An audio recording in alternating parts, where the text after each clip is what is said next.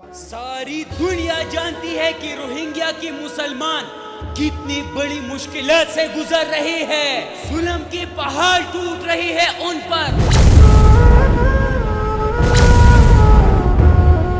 زندہ جلایا جاتا ہے مسلمانوں کو برما میں. دنیا کے کسی بھی ملک میں منارٹی کے ساتھ کبھی ایسا ظلم نہیں ہوتا جتنا ظلم روہنگیا کے مسلمانوں پہ ہوتے ہیں. عطا اللہ ابو عمر ان کا لیڈر جو ان کے لیے مسیحا سے کم نہیں تھا پچھلے دنوں بنگلہ دیش میں گرفتار ہو چکا ہے جو روہنگیا کے مسلمانوں کے لیے بڑی دکھ کی بات ہے. عطا اللہ کا گناہ صرف یہ تھا وہ مسلمانوں کی حق کے لیے لڑ رہا تھا. اس کو انتہا پسند قرار دیا گیا. اس پہ بڑی بڑی مقدمے بنائے گئے کہ وہ مسلمانوں کا بدلہ لے رہا تھا. آج وہ بنگلہ دیش میں اریسٹ ہو چکا ہے. میں بنگلہ دیش کی عوام کو ایک پیغام دینا چاہتا ہوں کہ عطا اللہ ابو عمر کا آواز بنو.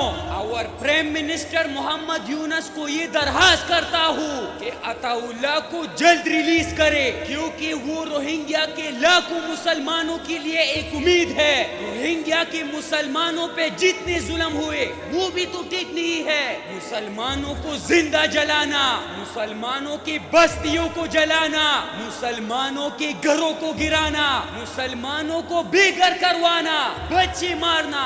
روہنگیا کے مسلمان اپنے ملک سے باہر جانے پر مجبور ہو گئے. 7,50,000 مسلمان روہنگیا سے بنگلہ دیش پناہ گزین ہو گئے. مطلب اتنا بڑا ظلم ہو چکا ہے کہ وہ کبھی نہیں بھولا جا سکتا.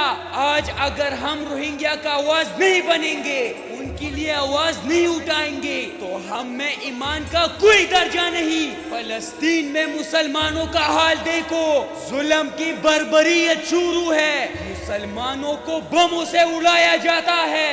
دس کالڈ وار کرائم. اور ساری امت مسلمہ تماشائی بیٹھی ہے. کوئی مدد کے لیے تیار نہیں, کوئی ظلم کے خلاف اٹھنے کو تیار نہیں. اسرائیل سے لڑنا تو دور کی بات, کوئی ان کے پروڈکٹ کا بائیکاٹ کرنے کو بھی تیار نہیں. عرب ممالک اپنے عیاشیوں میں مصروف ہے. ہندوستان میں مسلمانوں کے خلاف قوانین بنائے جاتے ہیں. مطلب ساری دنیا میں مسلمان ہی ٹارگٹ ہے, لیکن مسلمانوں میں اتفاق نہیں آتا.